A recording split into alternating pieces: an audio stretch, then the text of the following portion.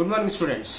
आज हम डिस्कस करेंगे वो जो टॉपिक है, ये टॉपिक के ऊपर कम से कम नीट एग्जाम में एक क्वेश्चन आएगा। वो जो टॉपिक है हाइब्रिडाइजेशन। ये हाइब्रिडाइजेशन हमें इनऑर्गेनिक केमिस्ट्री में मिलेगी और ऑर्गेनिक केमिस्ट्री में मिलेगी। ये हाइब्रिडाइजेशन वो जो कॉन्सेप्ट है, पहला हमें कौन सा तरीका के हाइब्रिडाइजेशन हमें मिल रहा है वो सब भी जानकारी के लिए हमें एक फार्मूला है। सो वो जो हाइब्रिडाइजेशन कौन सा तरीका की हाइब्रिडाइजेशन है, तो भी वो एक सेंट्रल एटम के ऊपर डिपेंड होकर वो हाइब्रिडाइजेशन बनाते हैं। सो सेंट्रल एटम उसमें होने वाले नंबर ऑफ लोन पेयर्स, वो कितने एटम से बॉन्ड फॉर्म कर रहा है, ये सब भी चीज की वजह से हमें हाइब्रिडाइजेशन का आइडेंटिफाई कर सकते हैं। सो हाइब्रिडाइजेशन आइडेंटिफाई करने के लिए हमें एक फार्मूला है, hybridization is equal to number of atoms connected to the central atom plus number of lone pairs. So ये फार्मूला यूज करके हमें कौन सी तरीका की हाइब्रिडाइजेशन वहां पे हो रहा है वो सब भी जानकारी कर सकते हैं। यहाँ पे इनऑर्गेनिक केमिस्ट्री में कई तरीका की हाइब्रिडाइजेशन हो रहा है। अप टू हमारा 10th स्टैंडर्ड तक हमें 3 तरीका के हाइब्रिडाइजेशन आ रहे हैं। वहां से हमें +1 +2 में डी ऑर्बिटल और एफ ऑर्बिटल भी ज्वाइन हो रहे, इसलिए हाइब्रिडाइजेशन बहुत विस्तृत हो रहे हैं। हमें +2 तक जाने के पहले हमें 10th क्लास में हाइब्रिडाइजेशन के बारे में आए हैं। ये हाइब्रिडाइजेशन के बारे में वो जो बेसिक्स है 10th क्लास में, वो बेसिक्स हमें जानकारी करने के लिए हमें वो जो टॉपिक्स है हम आज वो डिस्कस करेंगे। सो 10th स्टैंडर्ड तक वो जो हाइब्रिडाइजेशन है हमें वो sp hybridisation, sp2 hybridisation and sp3 hybridisation. उसके बाद आपकी +1 और +2 में d ऑर्बिटल और f ऑर्बिटल ज्वाइन होने की वजह से ये हाइब्रिडाइजेशन उसका रेंज बढ़ के कम से कम कई तरीका की हाइब्रिडाइजेशन हमें यहाँ पे मिल रहे हैं। इसलिए पहला वो जो बेसिक कॉन्सेप्ट है उसके बारे में आज इस वीडियो में डिस्कस करेंगे।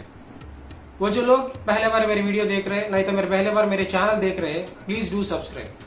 सो हाइब्रिडाइजेशन है, अगर हमारे पास एक सेंट्रल एटम है, वो एटम पे डिफरेंट टाइप्स ऑफ ऑर्बिटल्स है, तो डिफरेंट एनर्जी लेवल्स है, तो वो टाइप पे वो हाइब्रिडाइज करना रहे तो बॉन्ड फॉर्मेशन करना वो थोड़ा मुश्किल होता है। इसलिए ये हाइब्रिडाइजेशन इज ए कॉन्सेप्ट। हमें यहाँ पे क्या कर रहे हैं, डिफरेंट तरीका की डिफरेंट एनर्जीज की ऑर्बिटल्स को मिक्स करके सेम टाइप ऑफ ऑर्बिटल्स हम बना रहे हैं। यहाँ पे एक इंपॉर्टेंट पॉइंट हमें यहाँ पे कंसिडर करना है।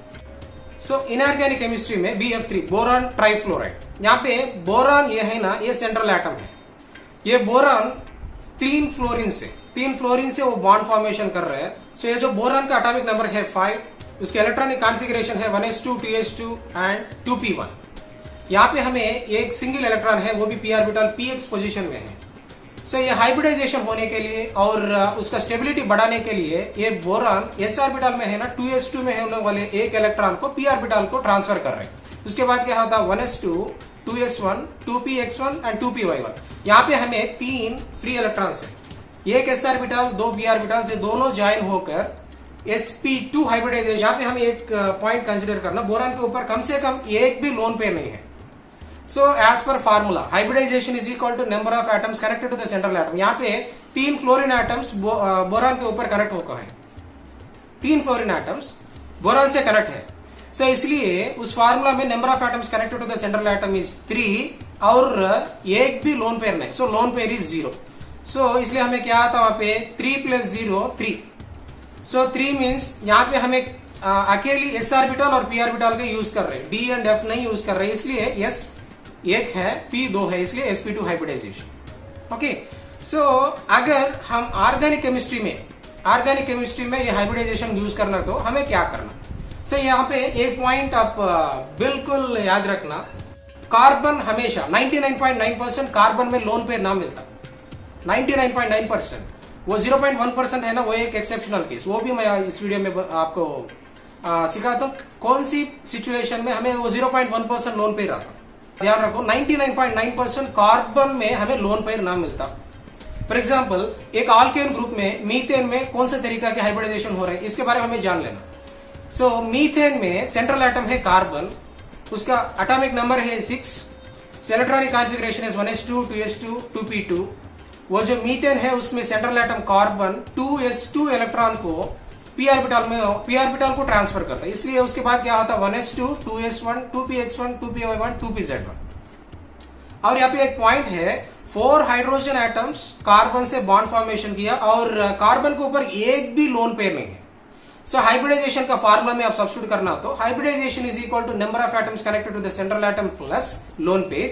यहाँ पे 4 हाइड्रोजन एटम्स कार्बन एटम से कनेक्ट हुआ, इसलिए 4 + कार्बन के ऊपर कम से कम एक भी लोन पेयर नहीं है, इसलिए 0। So hybridization is equal to 4 + 0 that is 4। यहाँ पे s एंड p ऑर्बिटल का इस्तेमाल कर रहा है, इसलिए sp3 हाइब्रिडाइजेशन मीथेन में हमें मिलता। सो ये एक आसान तरीके से हमें ऐसे आइडेंटिफाई कर सकते हैं। और आल्कीन एंड आल्काइन ग्रुप में कम से कम 2 कार्बन एटम्स के बीच में एक डबल बॉन्ड रहना, नहीं तो 2 कार्बन एटम्स के बीच में एक ट्रिपल बॉन्ड रहना। सो वो सिचुएशन में क्या होता, कार्बन कार्बन के बीच में बॉन्ड्स बढ़ता। फॉर एग्जाम्पल एक आल्कीन लेंगे, ईथीन C2H4। यहाँ पे ये C2H4 पे हर एक कार्बन 2 हाइड्रोजन से बॉन्ड फॉर्मेशन कर रहे हैं और एक सिंगल कार्बन से बॉन्ड फॉर्मेशन कर रहे हैं। सो टोटल कार्बन यहाँ पे 3 एटम से बॉन्ड्स फॉर्म कर रहे हैं और कार्बन के ऊपर कहीं ना कहीं एक भी लोन पेयर नहीं है। सो हाइब्रिडाइजेशन फार्मूला की वजह से हम क्या फाइंड आउट कर सकते हैं, hybridisation is equal to number of atoms connected. कितने कनेक्ट हुआ, यहाँ पे 2 हाइड्रोजन कनेक्ट है और एक कार्बन कनेक्ट है। सो 3 + 0, सो टोटल हमें 3 आ रहे हैं। 3 कौन सा ऑर्बिटल यूज कर रहे हैं यहाँ पे, s ऑर्बिटल और p ऑर्बिटल, इसलिए sp2 hybridisation. Similarly आल्काइन, ethyne, C2H2, यहाँ पे कार्बन कार्बन के बीच में एक ट्रिपल बॉन्ड है और हर एक कार्बन एक हाइड्रोजन से बॉन्ड फॉर्मेशन करे। सो एक कार्बन एटम दूसरी कार्बन एटम से एक बॉन्ड है और एक हाइड्रोजन से एक बॉन्ड है, टोटल 2 बॉन्ड्स है। कार्बन के ऊपर एक भी लोन पेयर नहीं है। So number of atoms connected कितना, 2, नंबर ऑफ लोन पेयर्स कितना, 0। So hybridization is equal to 2 + 0 2। कौन से ऑर्बिटल्स यूज कर रहे हैं यहाँ पे, हमें s और p ऑर्बिटल्स यूज कर रहा है, इसलिए sp हाइब्रिडाइजेशन। सो आल्केन ग्रुप में sp3 हाइब्रिडाइजेशन, आल्कीन ग्रुप में sp2 हाइब्रिडाइजेशन और आल्केन ग्रुप में sp हाइब्रिडाइजेशन हमें मिल रहे हैं। और वो जो 0.1% चांसेस बोली ना मैं, वो कार्बीन कार्बन फार्मूला है कि CH2, कार्बन के ऊपर एक लोन पेयर है कार्बीन, और एक है डाइक्लोरोकार्बिन CCl2, यहाँ पे भी कार्बन के ऊपर एक लोन पेयर है। फॉर एग्जाम्पल सो कार्बीन में कार्बन है ना, वो 2 हाइड्रोजन एटम से बॉन्ड फॉर्मेशन कर रहे हैं और कार्बन के ऊपर एक लोन पेयर है। सो फार्मूला में सब्स्टिट्यूट करें तो hybridisation is equal to number of atoms कितना कनेक्ट है, यहाँ पे 2 हाइड्रोजन कनेक्ट है और कितना लोन पेयर से यहाँ पे एक लोन पेयर है। सो 2 + 1 3। कौन सा ऑर्बिटल्स यूज कर रहे हैं यहाँ पे, s and p orbitals use कर रहे हैं, इसलिए sp2 हाइब्रिडाइजेशन हो रहा है। सिमिलरली CCl2 डाइक्लोरोकार्बिन, यहाँ पे भी कार्बन के ऊपर एक लोन पेयर है और दो क्लोरीन एटम्स कार्बन एटम से बॉन्ड फॉर्म कर रहे हैं, इसलिए number of bonds form to the central atom is 2। So CCl2 dichlorocarbene, यहाँ पे कार्बन एटम 2 क्लोरीन एटम से बॉन्ड्स फॉर्म कर रहे हैं और कार्बन के ऊपर एक लोन पेयर है। सो हाइब्रिडाइजेशन फार्मूला में अगर आप सब्स्टिट्यूट करें तो टोटल बॉन्ड्स 2 है और लोन पेयर 1 है, 2 + 1 3। यहाँ पे भी sp2 हाइब्रिडाइजेशन हो रहा है। सो इसी तरीके से ऑर्गेनिक और इनऑर्गेनिक कौन सा तो भी एक मॉलिक्यूल आप देखने के बाद वहां पे कौन सी तरीके के हाइब्रिडाइजेशन हो रहे हैं, ये सब भी ये फार्मूला यूज करके आप फाइंड आउट कर सकते हैं। So hybridization is equal to number of atoms connected to the central atom plus number of lone pairs.